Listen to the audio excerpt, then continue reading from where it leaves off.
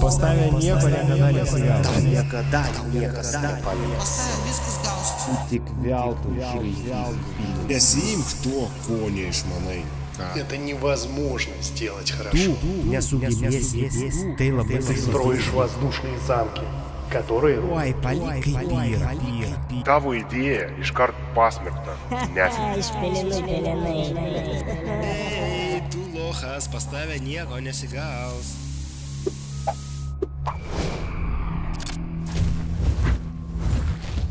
Būtent su tokiais palaikymo žodžiais mes ir pradėjome kurti ir daryti šį projektą. Siūlau nubėgti į virtuvę, pasidaryti kavos, arbatos, pasiimti kažkokių tai skanėstų, nes šis vaizdo įrašas bus labai įdomus.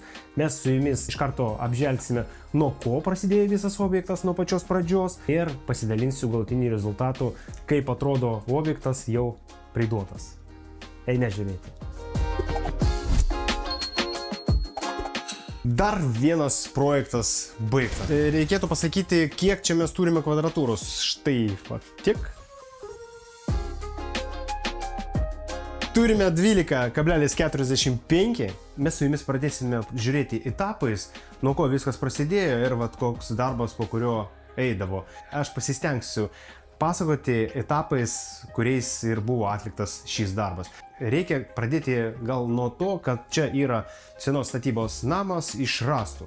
Būtent čia, kur buvo atliktas šis darbas, nes visos sienos po kairę, po dešinę, kur yra langas, yra iš rąstų. Mediena. Buvo labai sunkus sprendimai, nes jeigu daleiskim daryti viską iš gipsų kartono ir be tarpelio, kad su laiku nebūtų kažkokių tai įtrūkimų. Jau praėjo kažkiek tai laiko, gal pusę metų, apžvelgsime rezultatą, tikrai pasidalinsiu, bet pradėkime gal nuo grindų. Buvo žemė, kažkiek tai reikėjo tos žemės išvežti, senai buvo įrinktos lagės ir ant tų lagių paprasčiausiai buvo sumontuota mediena. Čia toksai senas procesas, labai toksai senoviškas, o mes norėjome dėti būtent čia plytelės. Grįžtame prie to, geriausias sprendimas būtų pasidaryti būtent šios grindys, išbetonuoti jas. Mūsų variantai toksai sprendimas nelabai tinka, nes dėti putpostį ten porą comų ir kelti tą betoną, nors pasidaryti 6 comus, gal gana ir neblogas sprendimas.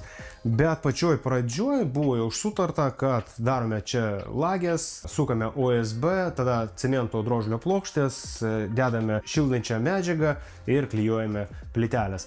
Kaip judėsime toliau, būtent, nes čia šalia mes turim dar vieną kambariuką, ten kol kas tai neaišku. Buvo užduotis pagrindinė pasidaryti remontą štai čia. Nes čia virtuvė, pagrindinis darbas, čia elektros darbai, labai jų buvo nemažai.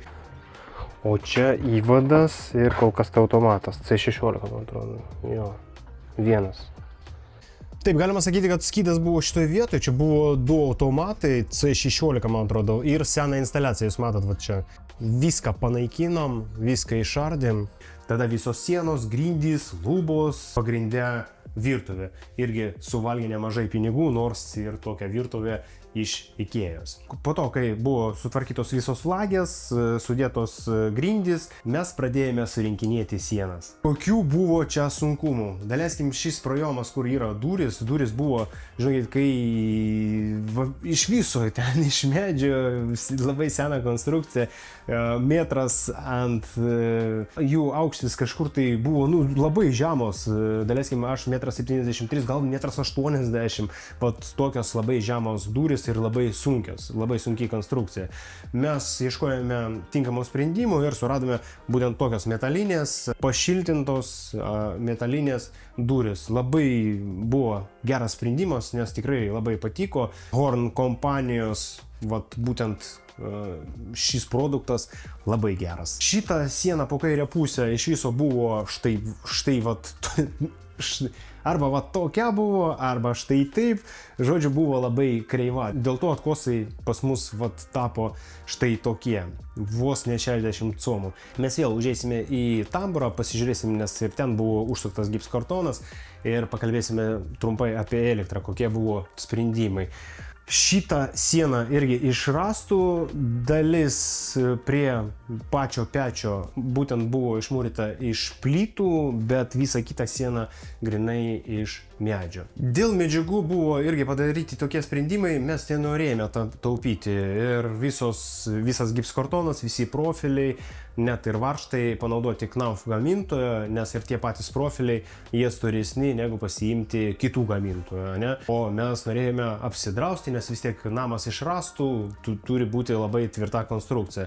Būtent tose vietose, kur yra va šita balkė, reikėjo pasidaryti pastiprinimą, nes buvo abejonių, kad šios sienos vis tiek su laiku nebus tokios kokybės, kaip mes turime dabar, dėl to, kad paprasčiausiai persidrausti buvo papildomai buvo įrengti tokie pastiprinimai iš storo to profilių. Toliau, jeigu kalbėti apie kažkokią tą izoliaciją, irgi, nes kiti sako, reikia dėti plėvelę, arba yra specialiai skirtų kažkokių tai medžiagų, aš dabar kalbu apie plėvelės.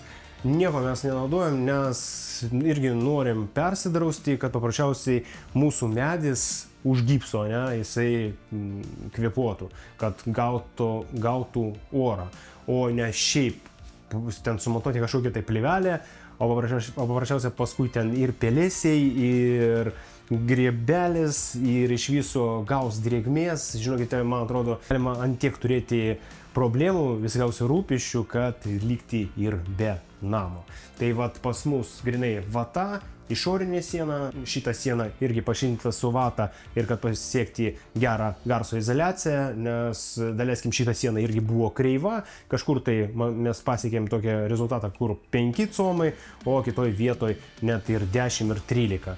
Irgi žiūrėjome pagal tą plotą, pagal tą storį sienos ir vat taip žaidėme su tą vata, kad pasiekti gerų rezultatų. O šita siena, nors ir vidinė, vis tiek buvo sudėta visur. Tai va, apie sienos štai tiek, man atrodo, va, taip iš karto kažką tai prisiminti, žinokit, jau praėjo laiko, dėl to ir mes ir stengiamės filmuoti kuo greičiau, kol yra atmintis, ne, ką čia buvo padaryta, nes jau praėjo kažkiek tai laiko ir neatsimenu, kokie buvo sunkumai, nors ir jų tikrai buvo labai daug. Dar pasistengėmės, kad visi kampai būtų 90, nes tikrai irgi buvo problemų, niuansų.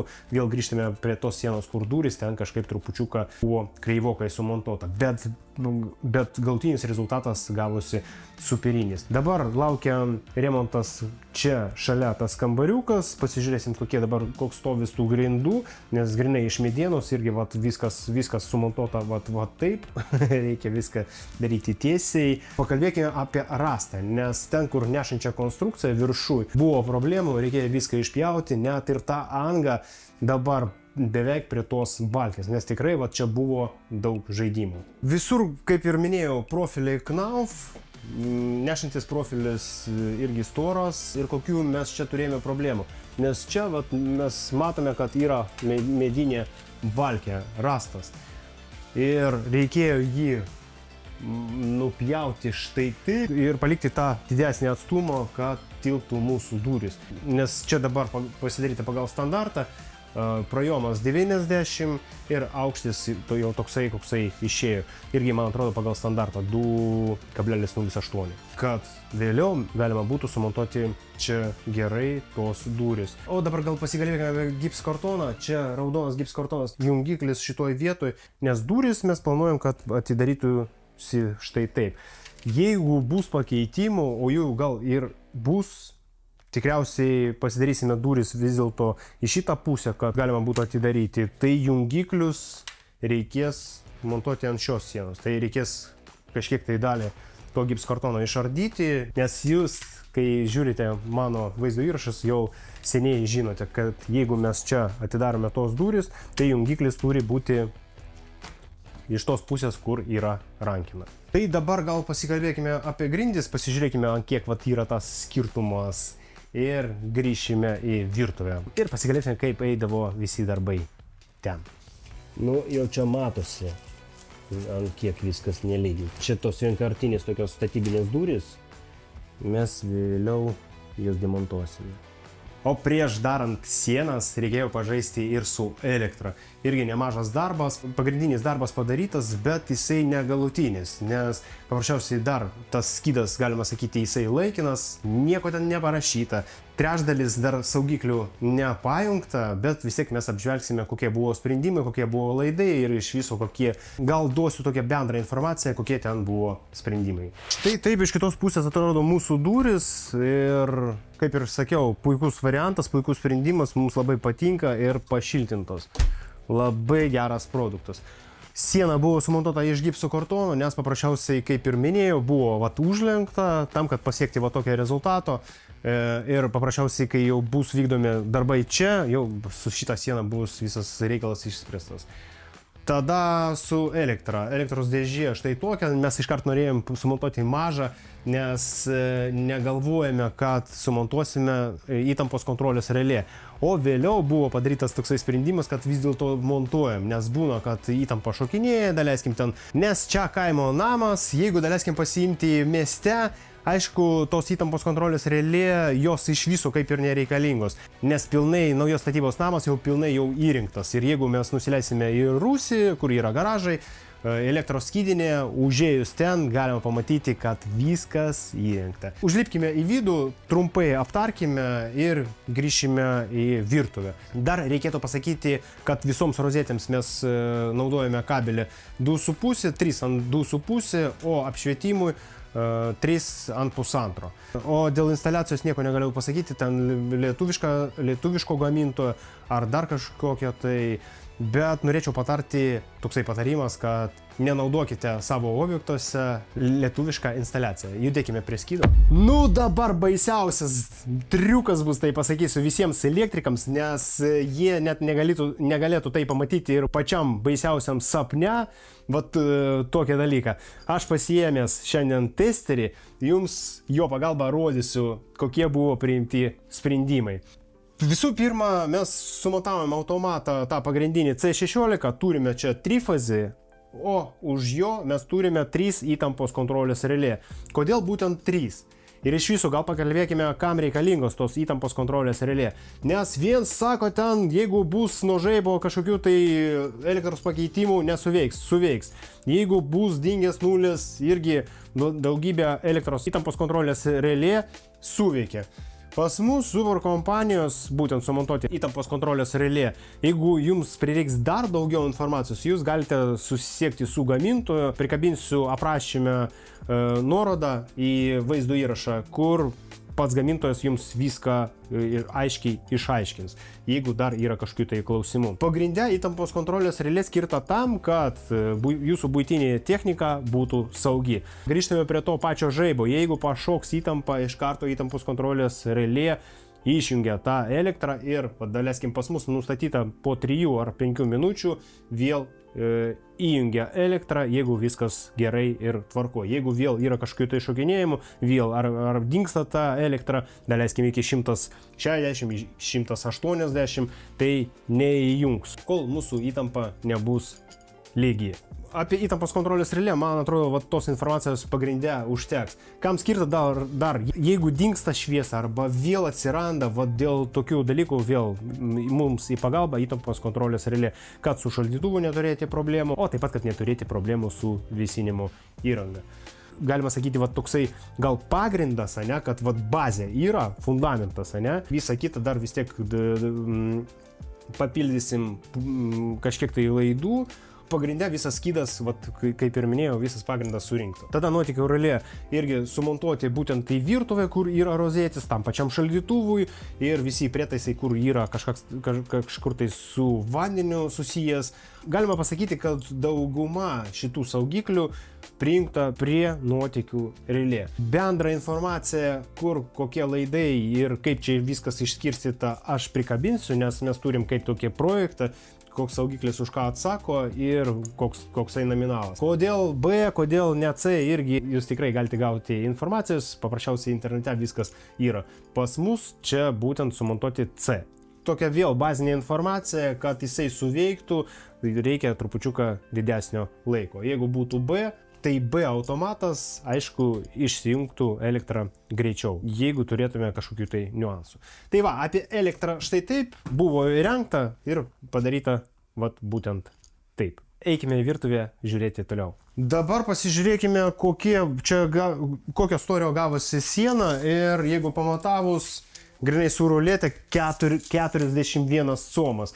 Ant tiek vat gavosi storai. Nes grinai ir tas rastas, aš nežinau kiek, nes dabar jau nepamatuosiu. Ir grinai, kad siena buvo labai nelygi, kol mes vat išlyginam viską, gavosi 41. Labai storas atkosas.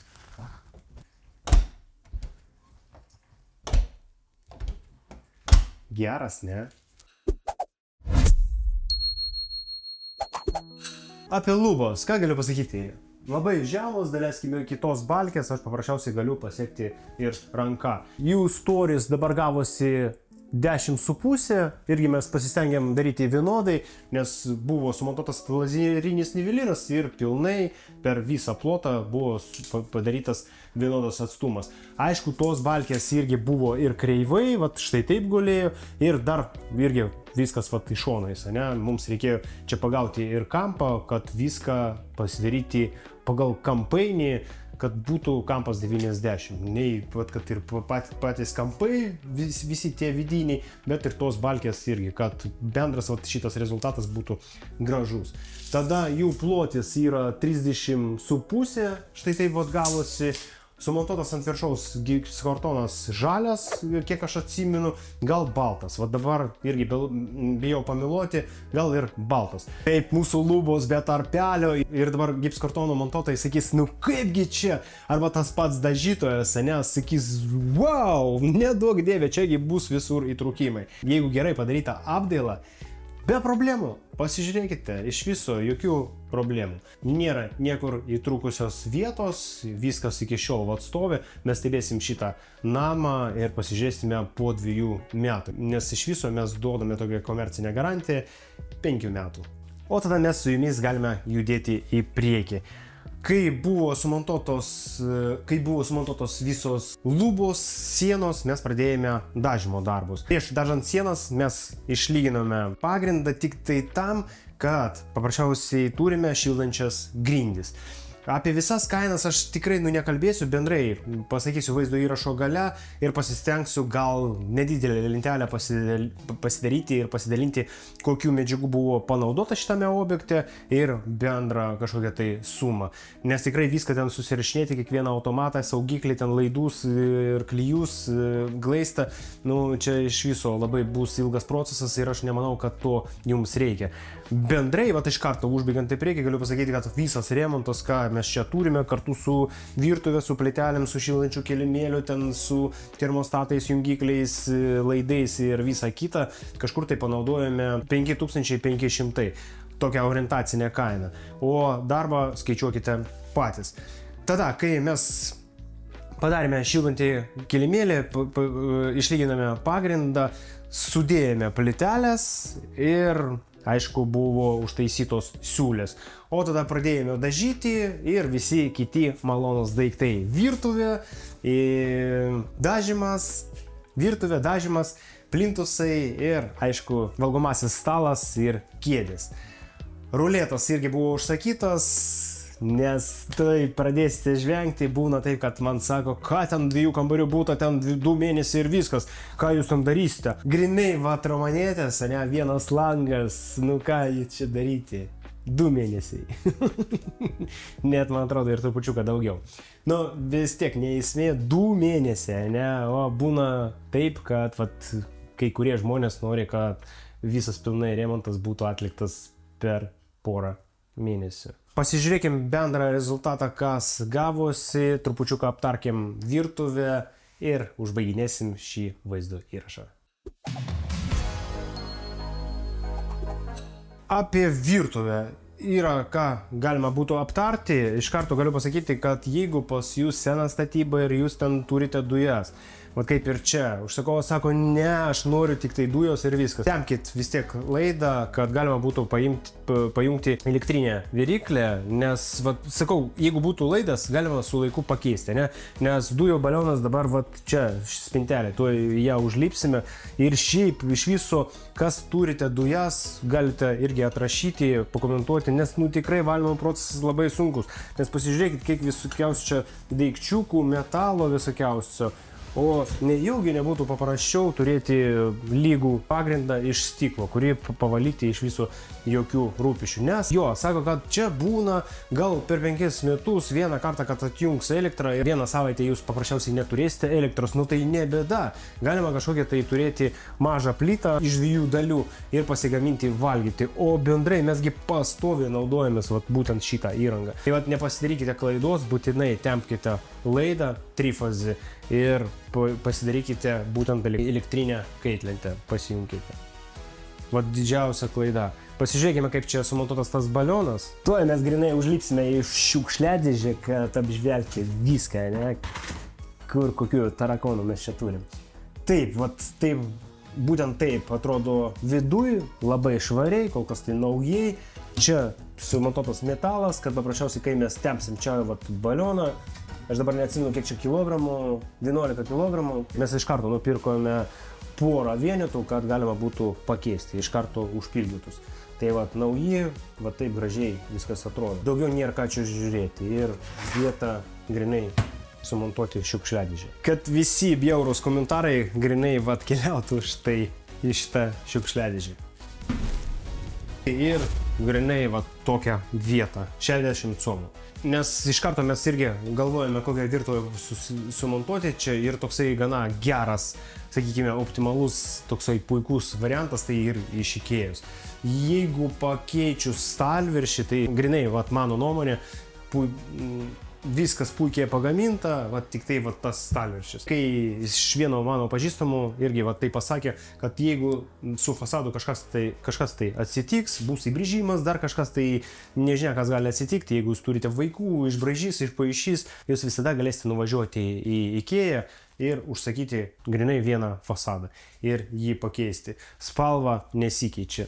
Žinokite, ant tiek viskas pas juos apgalvota, kad paprasčiausiai nupirkus naują fasadą spalva atitiks. Ir trupučiuką pasikalbėkime apie virtuvės funkcionalumą. Mes turime šaldytuvą, turim visokiausių stalčių, čia galim sudėti viską, ką tik panorėjus, šakutės ir visi įrankiai, visi prietaisai valgymui, viskas čia. Apačioje turime daugiau vietos, tada štai čia, atrodo štai taip, mes čia sumontavome mikrobanginį, nes taip labai patogu. Būtent man toksai variantas grinai labai patinka. Ir štai taip. Visur irgi sumontuoti bliumai ir be problemų mes galim paprasčiausiai uždarinėti štai taip. Stalviršis labai paprastas iš Ikėjos. Žinote, jeigu norėsite kokybės, būtinai pasiimkite, paieškokite kažkokį tai kitą variantą. Ir pasižiūrėkite, kad čia irgi šitoje vietoje nebebūtų kažkokių tai juostelių, viską galima pasidaryti sandariai su silikonu. Čia mes turime plytelės, akmens masės, labai gerai plaunasi, jokios chemijos iš viso be baimės. Galim valyti be problemų.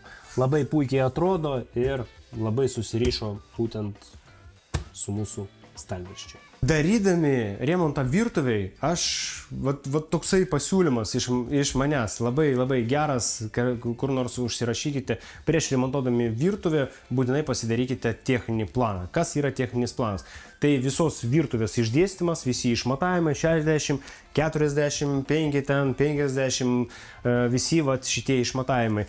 Ir kas yra svarbiausia, jeigu yra langas, gal mes norime prisirišti prie to langio ir pasidaryti būtent šitą stalviršį kartu su barų staliuku, taip pratęsiant su lango, ne, kad būtų, tam viskam reikalingas projektas. Tada ir visus atstumus būtent roziečių, nes ir mes pačioj pradžioj turėjome visus planus ir taip susidūrime su problemu, nes visos rozetės ne taip jau tiksliai lygiai, ant kiek mes planavome pačioj pradžioj. O jeigu darysite be plano, tai viskas čia pragaras ir bus labai daug klaidų ir ašarų tikrai. Labai trumpai norėčiau pasikalbėti apie šviesą. Mažai to, kad mes čia turime ant magnituko, būtent vėl iš Ikėjos, labai geras produktas ir mes turim tokią galimybę išjungti ir jungti, bet ir tuo pačiu galim padidinti šviesą ir pamažinti. Paprasčiausiai, jeigu mes paspausim ant mygtuko išjungti ir palaikysim šviesą susimažina. Labai, sakyčiau, gerai viskas apgalvota, o taip pat ir padidinti, kur yra įjungimas, paspaudžiam ir laikom. Išjungti, įjungti.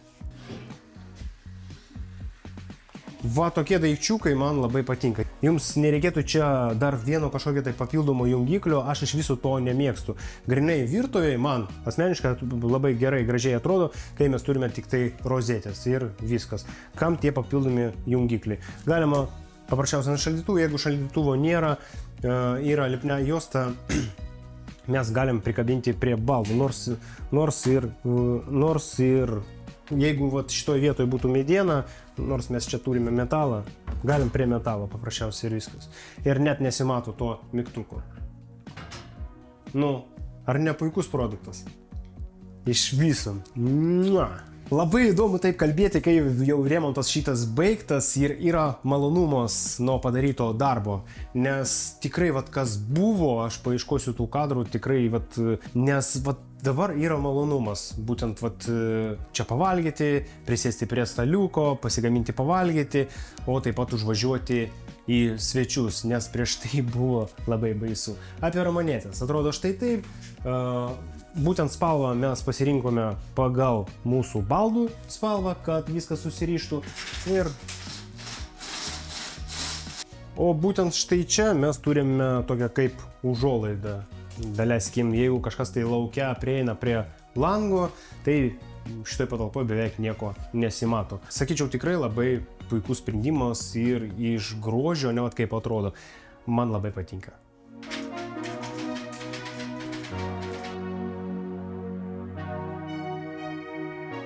Tai šitos kėdės irgi ne naujos, bet atnaujintos iš Ikėjos.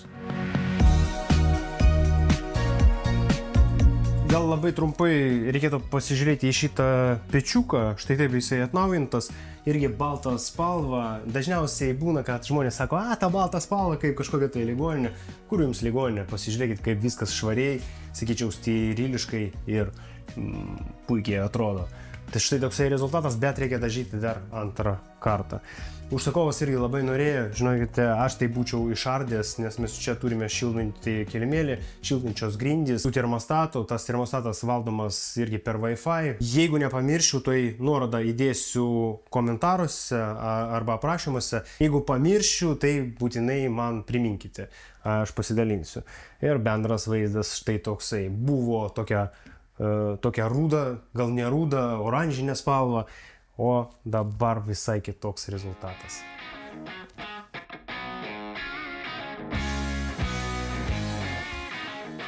Plintusus mes sumontavome būtent aliumininės, dėl to, kad paprasčiausiai iš kitų objektų atkeliavo va, tokia mada, man asmeniškai labai patinka, labai, nes va, dėl ko, labai lengvas tvarkymo procesas ir iš viso, sakyčiau, puikus sprendimas, vat labai puikus sprendimas, nes tas plintusas ir nemaišo ir nėra to storio, kad viršui susirinktų dulkės. Valymo procesas labai paprastas ir dėl pačio grožio. Iš viso, sakyčiau, tobulas sprendimas.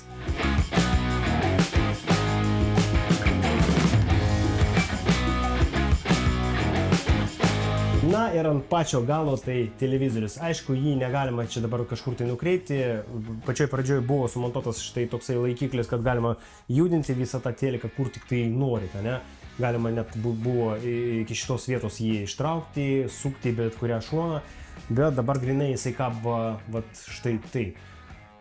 Dėl ko buvo padaryti tokie sprendimai, kad mes paprasčiausiai norėjome, kad televizorius būtų prispaustas kuo arčiausiai prie sienos, kad neišlystų čia. Ir vat rezultatą gavome štai to.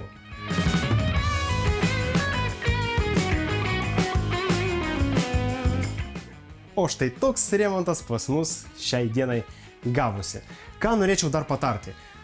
Turbūt svarbiausia, nes ir buvo pačioj pradžioj šio vaizdo įrašo, kad neklausykite kitų žmonių, kas sako, kad pas tave ten kažkas tai nesigaus. Nepradėk daryti šitą darbą, neverta užsiimti tais reikalais. Bandykite, jeigu turite laiko, turite finansų, kodėl ne, bandykite ir viskas bus aišku, nes paprasčiausiai kitų žmonių nuomonė pats pigiausias produktas. Tai va, jeigu norite pasiekti rezultato, norite pasiekti savo tikslų, paprasčiausiai surašykite ant popieriaus lapo, ką jūs norite atlikti, koks turi būti remontas, kokių medžiagų jums prireiks, kiek maždaug kainuoja darbas ir planuokite. Šiandien su jumis buvau aš, Ruslanas, kaip visada noriu palinkėti labai gražių, kokybiškų remontų. Būtinai prasinumerokite šį kanalą ir būtinai mes su jumis susitiksime kitame vaizdo įraše. Iki sekančio viso. Čiau. Ki.